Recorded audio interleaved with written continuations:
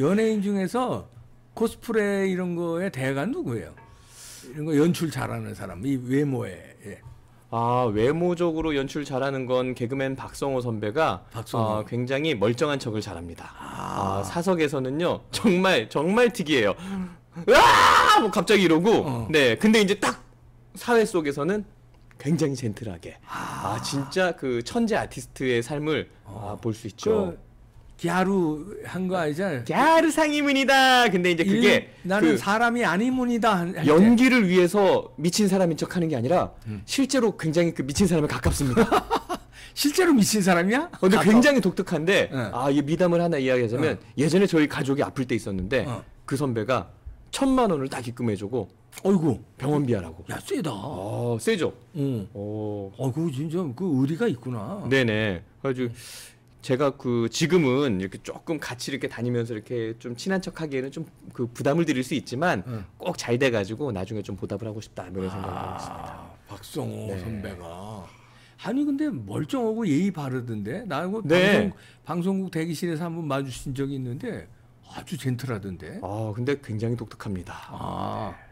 지난번에 예전에 우리끼리 차를 타고 행사를 가고 있는데 마라톤 대회를 하더라고요. 그럼 마라톤 대회를 하면 사람들이 옆에 뛰고 있잖아요. 차선 하나로만 이렇게 오픈하고. 근데 이제 맨 마지막 꼴등이 막 뛰고 있었어. 그랬더니 뒤에서 이제 가면을 하나 딱 꺼내더니 뛰어! 꼴등이다! 뛰어! 그러니까 뛰는 사람도 되게 당황스럽고 꼴등이다 뛰어 그래? 뛰어! 너는 꼴등이다! 파이팅! 갑자기 무슨 상황인지도 모르겠고 네, 근데 그런 광경을 굉장히 많이 목격했어요. 근데 그 사람이 박성호야?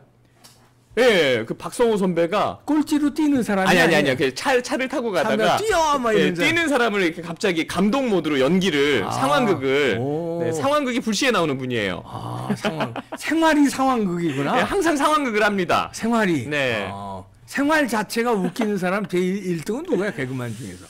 그냥 평범할 때 제일 웃기는 사람.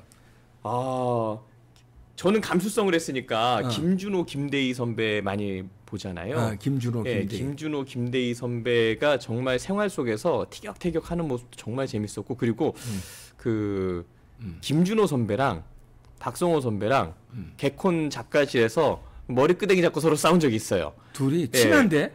그냥 장난 반 진심 반 해가지고 서로 이렇게 티격태격하다가 야, 놔, 안 놔 이러거나 했는데 그 장면을 개그맨 50명이 보면서 배를 잡고 웃었습니다.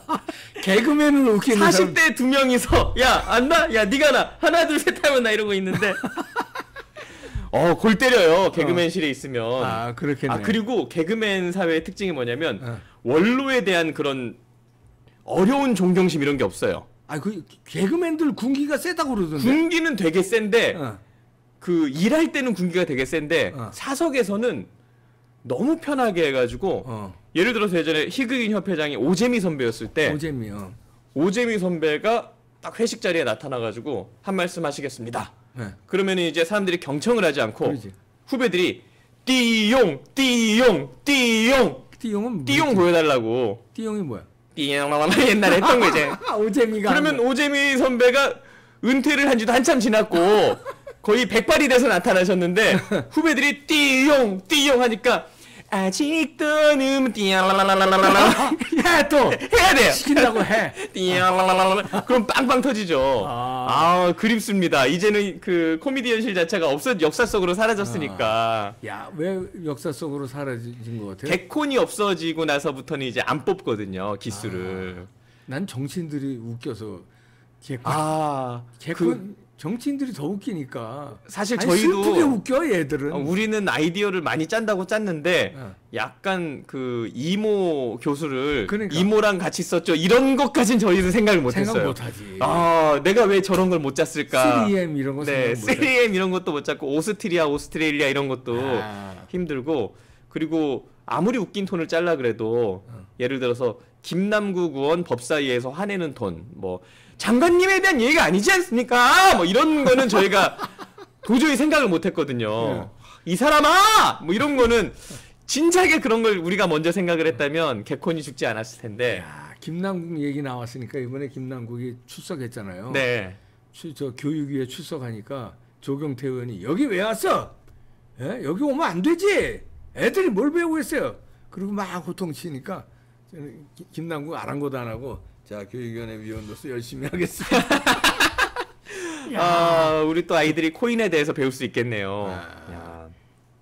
근데 저희도 그 김남국 의원만큼 웃기지 못한 것도 문제지만 좀 위험한 소신 발언을 하자면 개콘이 없어진 게 다행이라는 생각이 들 때도 있습니다. 왜?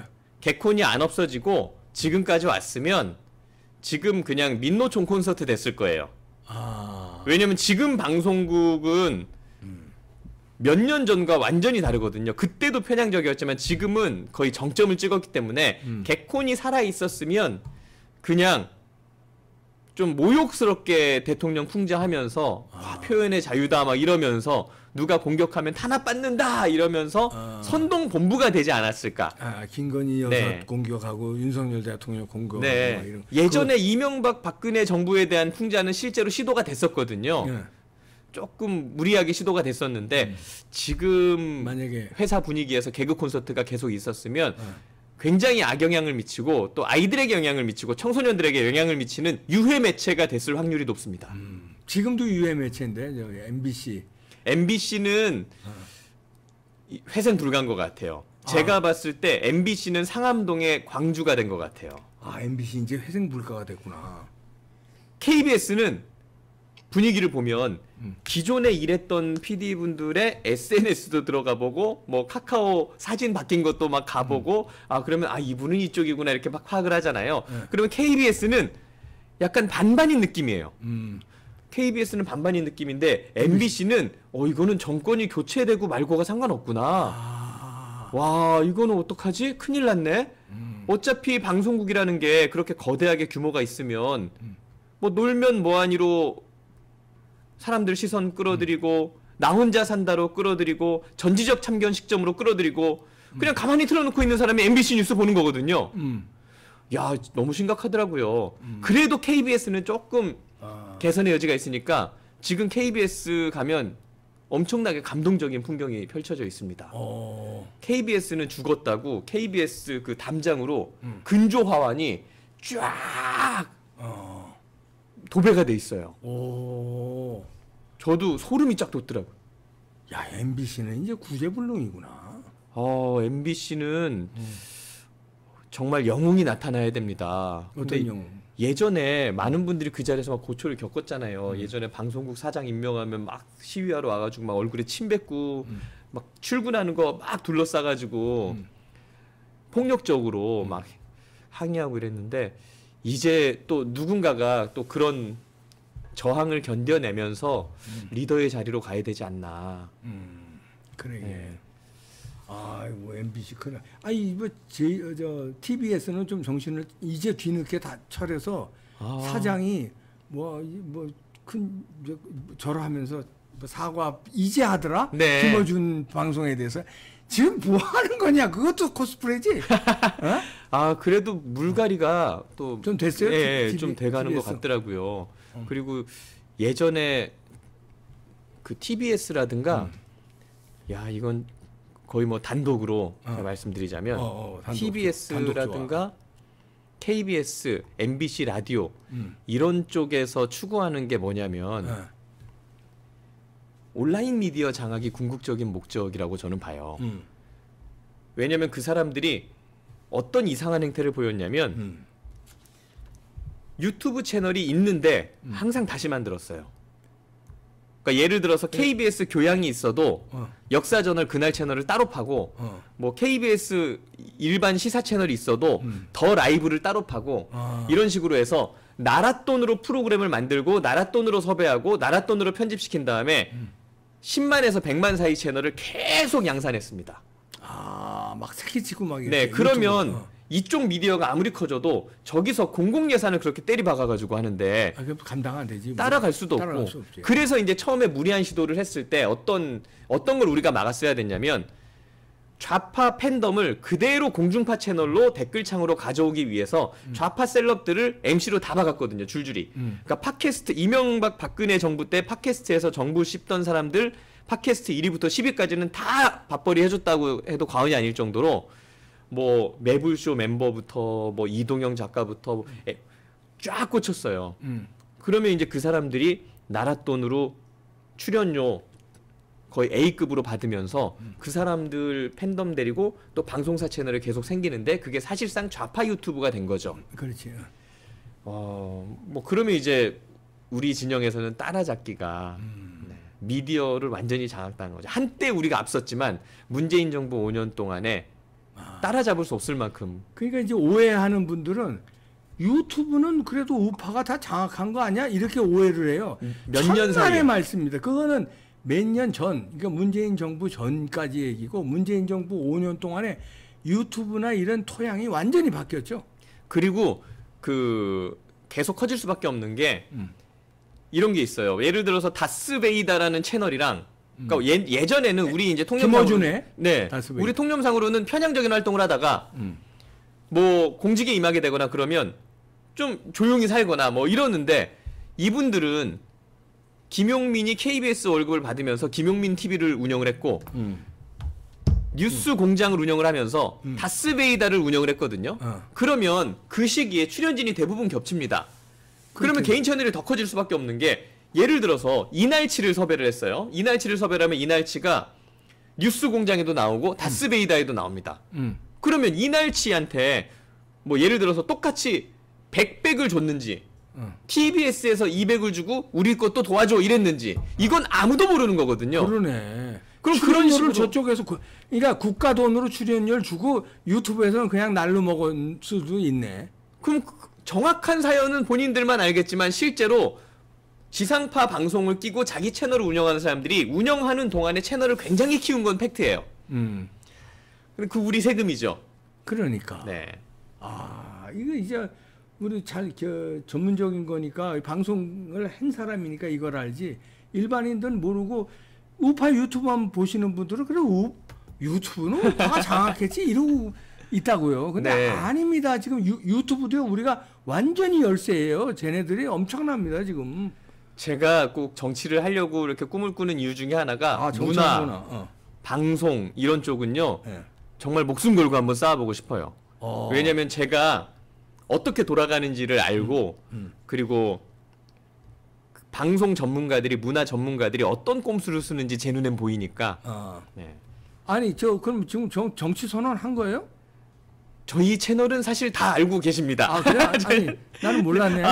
열심히 알리고 다니겠습니다. 저는 그 공식 정치 지망생. 정치 지망생. 네, 정치 지망생. 그래서 MBC 같은 것들 제가 다 때려잡겠다. 네, MBC 그리고 되면. 그 몇몇 재단에 대해서 열심히 또 연구를 하고 재단과 뭐 관광공사 등 문화 관련된 사업이 진행되는 부분에 있어서 일부 종북 카르텔이 있습니다. 종북 네, 카르텔. 뭐 나중에 저도 공식적으로 자료를 준비해서 발표드리겠지만 종북 카르텔 예산 기득권이 꽤 규모가 커요. 그래서 또 그 부분에 대해서 좀 해결을 하고 싶다는 생각을 가지고 있고. 야, 멋지네. 2017년부터 그 생각을 가지고 항상 행복한 예술 생활을 이어가고 있죠.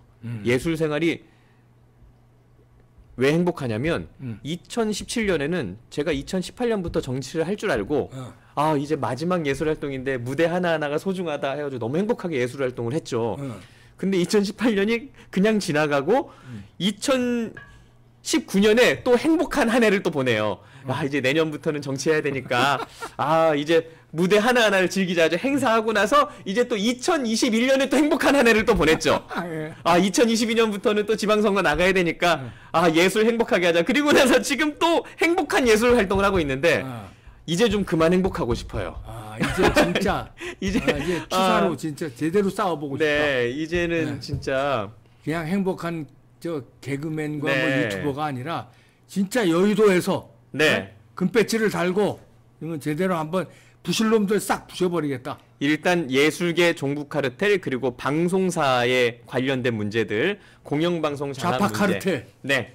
그리고 또 민노총 방송이 돼버린 그 원인들에 대해서 좀 국민들에게 설득력 있게 전하고 싶고 그래서 아마 다음 총선에는 저뿐만 아니라 개인적인 미디어 파워가 강한 사람들이 많이 와야 된다고 생각을 해요. 그렇지. 왜냐하면 문화 관련된 개혁이 그동안 이루어지지 않은 이유가 뭐 한 시장이 어떤 영화제가 있는데 어떤 영화제가 굉장히 좌편향적이고 행정이 불투명하다. 그러면 명백히 잘못됐는데도 이거 잘못됐다고 딱 지적하는 순간 예술계에서 집단 행동하고 여론전하면 백전백패 다 졌습니다.